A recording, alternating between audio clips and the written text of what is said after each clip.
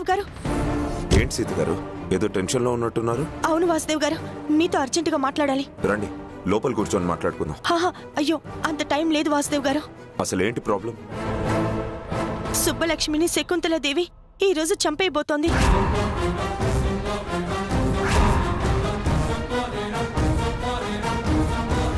ఆ విషయం మీకెలా తెలుసు? శకుంతలాదేవి స్వయంగా నాతో చెప్పింది. అసలేం జరిగింది? నేను శకుంతలాదేవిని కలిసి సుబ్బలక్ష్మి నాకు దొరికింది, నా దగ్గరే ఉందని ఒక రాయి విసిరాను. వెంటనే అక్కడికి బయలుదేరింది. తను అక్కడికి చేరుకోగానే సుబ్బలక్ష్మిని రెడ్ హ్యాండెడ్ గా పట్టుకుందామని నేను కూడా ఫాలో అయ్యాను. బట్ తనకు అనుమానం వచ్చిందేమో, మధ్యలో చిన్న మిస్లీడ్ చేసి నన్ను కలిసి సుబ్బలక్ష్మి తన దగ్గరే ఉందని తన నోటితోనే ఒప్పుకున్నది కాక సాక్ష్యం లేకుండా చంపేస్తానని ఆవేశంగా వెళ్లిపోయిందండి. అది కూడా ప్లాన్ ఏమో, మిమ్మల్ని డైవర్ట్ చేయడానికి అలా చెప్పిందేమో. లేదు వాసుదేవ్ గారు, తన మాటలు అలా అనిపించలేదు. చాలా కాన్ఫిడెంట్ గా చెప్పింది. ఎలాగైనా సుబ్బలక్ష్మి ప్రాణాలు మీరే కాపాడాలి వాసుదేవ్ గారు. తను ఎక్కడుందో తెలిస్తే ఖచ్చితంగా కాపాడగలను. బట్ ఇంత కొద్ది సమయంలో సుబ్బలక్ష్మి ఎక్కడుందని వెతుకుతాం, ఎలా రక్షిస్తాం? నేను మీకు ఒక ప్లాన్ చెప్తాను. అది గనుక మీరు చేయగలిగితే సుబ్బలక్ష్మి ఎక్కడున్నా సరే తన జాడ మనకి వెంటనే తెలిసిపోతుంది. చెప్పండి, చేస్తాను.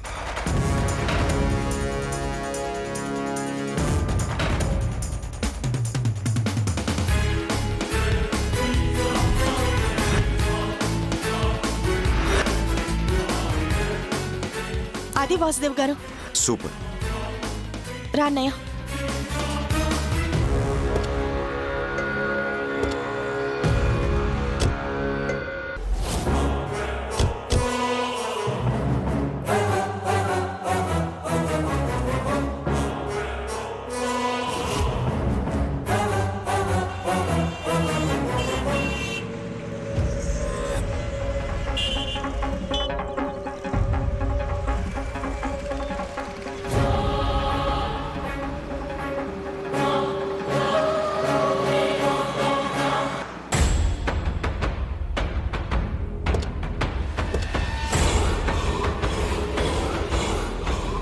దిగో,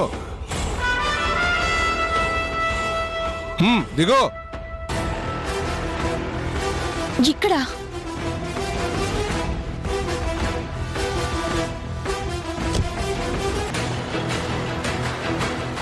నన్ను ఎందుకు ఇక్కడికి తీసుకొచ్చారు? మర్డర్ చేస్తే సాక్ష్యం దొరకకూడదు కదా. మర్డర్ ఏంటి? నిన్ను చంపాలని తీసుకొచ్చాం.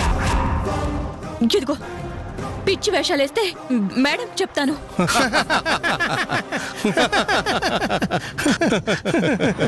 ఎందుకు నవ్వుతున్నారు? నిన్ను చంపమన్నదే అమ్మగారు.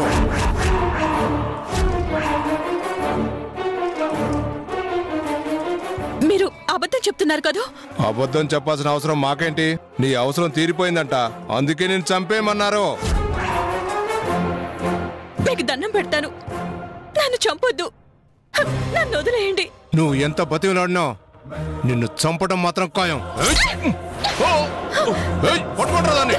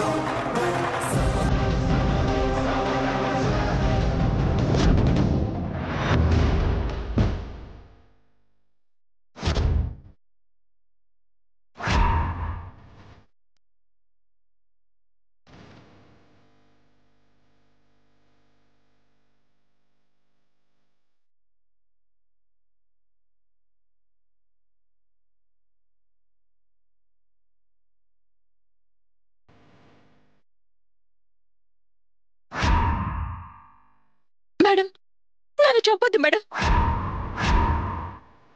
మేడం, వదిలేండి మేడం, పైకిలే. నన్ను చంపొద్దు మేడం, ప్లీజ్ మేడం, నన్ను చంపొద్దు మేడం. పైకెళ్ళే.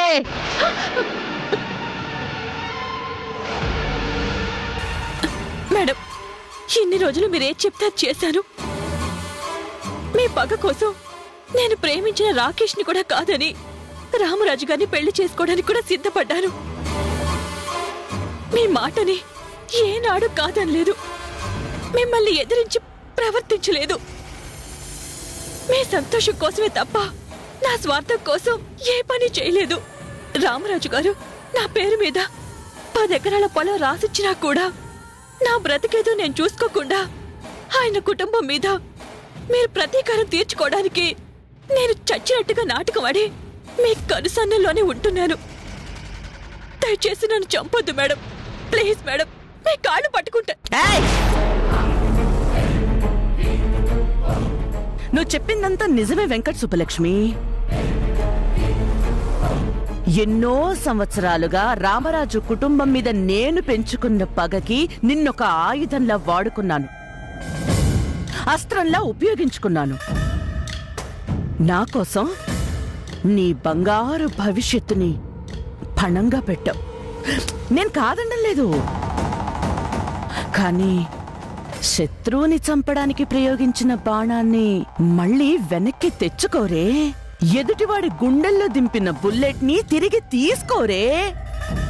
అప్పటితోటే వాళ్ళ చరిత్ర సమాప్తం. నువ్వు కూడా అంతే. ప్లీజ్ మేడం, అలా అనొద్దు. నేను ఇక్కడుంటే సీత కనిపెట్టిస్తుంది అనిపిస్తే ఎటైనా దూరంగా పంపించండి మేడం, అంతేకాని నా ప్రాణాలు తీయొద్దు మేడం. నిజం చెప్పాలంటే నీ ప్రాణానికి నువ్వే ముప్పు తెచ్చుకున్నావు వెంకట సుబ్బలక్ష్మి. నువ్వు చెప్పినట్టుగానే నీకు జీవితాంతం ఎటువంటి ఇబ్బంది ఉండకుండా అన్ని ఏర్పాట్లు చేశాను. ఏ లండనో అమెరికానో పంపించేద్దాం అనుకున్నాను. సాధారణంగా మనిషి చావు చిత్రగుప్తుడు చిట్టాలో రాస్తాడు, కాని నువ్వు సీతకి గాని రామరాజు కుటుంబంలో మరొకరికి గాని కనిపిస్తే నాకు ప్రమాదం అని ఒక్క క్షణం కూడా ఆలోచించకుండా బయటికి పోయి పైకి పోయే రాతని నీకు నువ్వే రాసుకున్నావు. ఇక నీ చాప్టర్ క్లోజ్.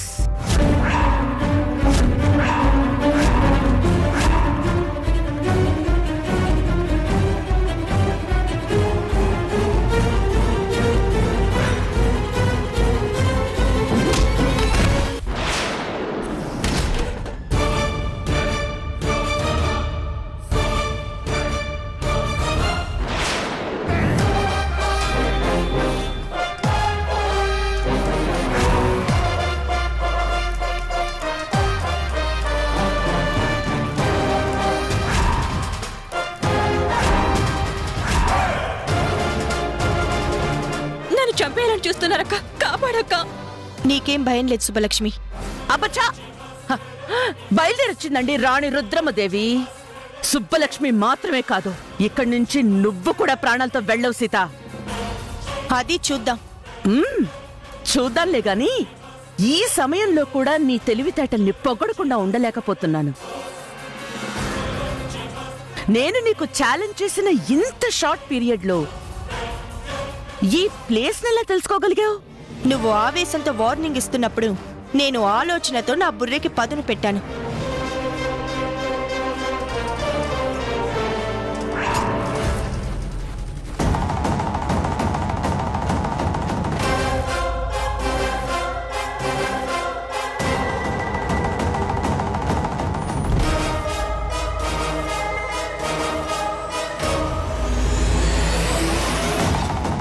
ఏమండి, నా మాట వినండి. ఏమండి, మీకే చెప్తున్నాను.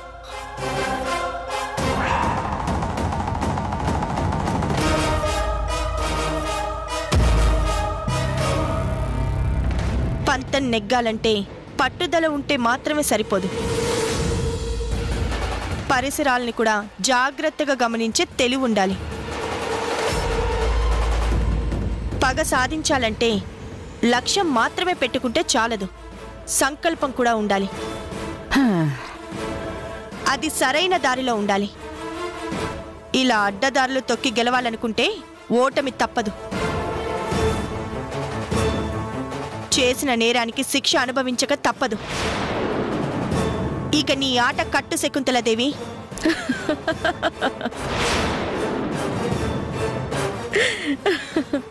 సీత సీత, నువ్వు క్లాసులు చెప్తే పిల్లలు బాగా వింటారేమో గాని క్లాసులు పీకితే ఇక్కడ భయపడే వాళ్ళెవ్వరూ లేరు సీత. ఏమన్నా?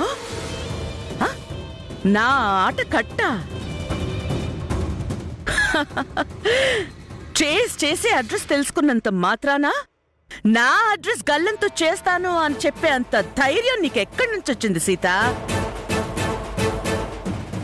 రామరాజు జైల్లో ఉన్నాడు. నేను కనుసైగ చేస్తే నా మనుషుల చేతుల్లో చచ్చేంత దూరంలో నువ్వున్నావు. ఇక నీ పక్కనున్న ఈ జోకర్ గాడు పేకాటికి ఎక్కువ, పోట్లాటికి తక్కువ. నిన్ను సుబ్బలక్ష్మిని కాపాడేది ఎవరు సీత? వాసుదేవ్.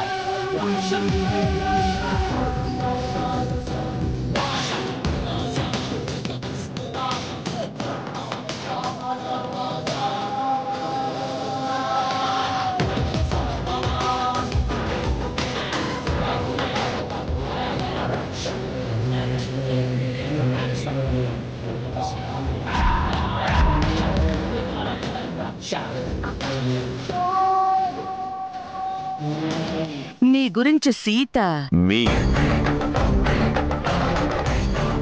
మీ గురించి పరాయి వాళ్ళు, పరిచయం లేని వాళ్ళు కళ్ళెదురుగా ఉన్నప్పుడు మర్యాదతో మాట్లాడడం సంస్కారం. సీత చెప్తే ఏంటో అనుకున్నాను.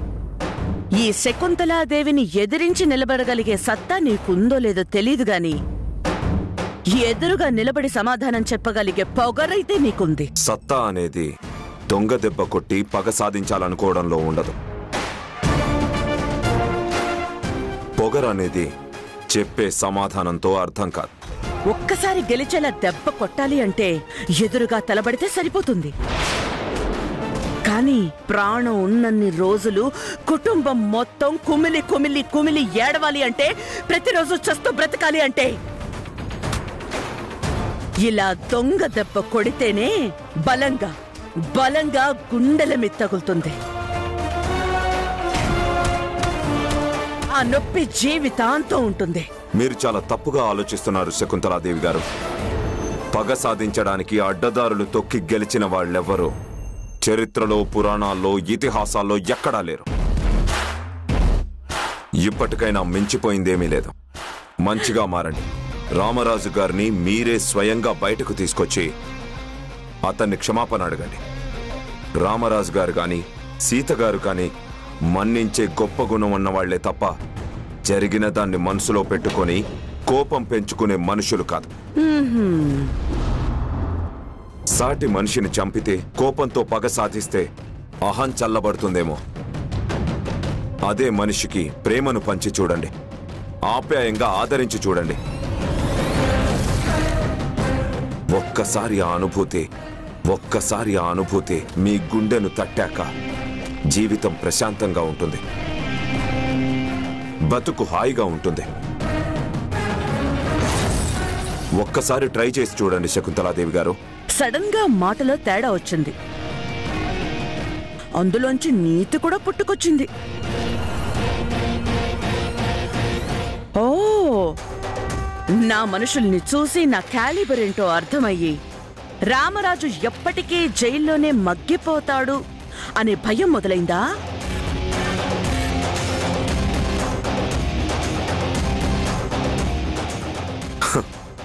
భయమా? నాకా? నేను పుట్టి బుద్ధెరిగాక భయం అనే పదం వినడం, ఎదుటి వాళ్ళకి రుచి చూపించడమే తప్ప నాకు తెలీదు. తెలియజెప్పేవాళ్ళు ఇంకా పుట్టనే లేదు. అయితే మొట్టమొదటిసారి భయం అంటే ఏంటో నీకు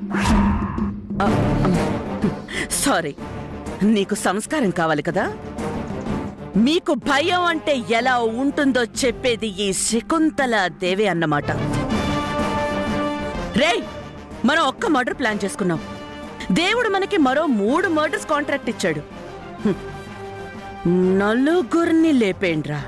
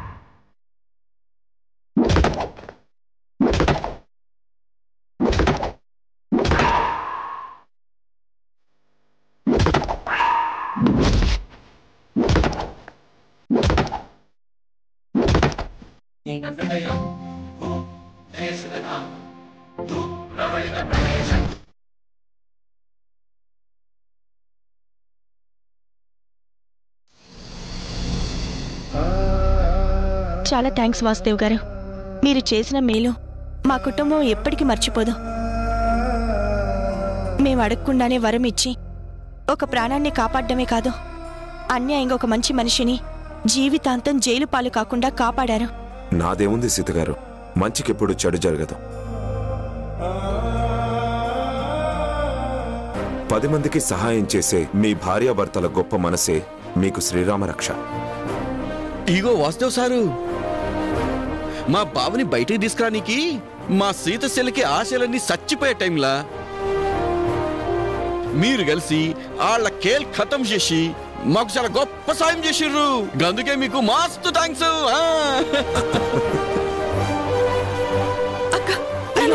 శుభలక్ష్మి లే.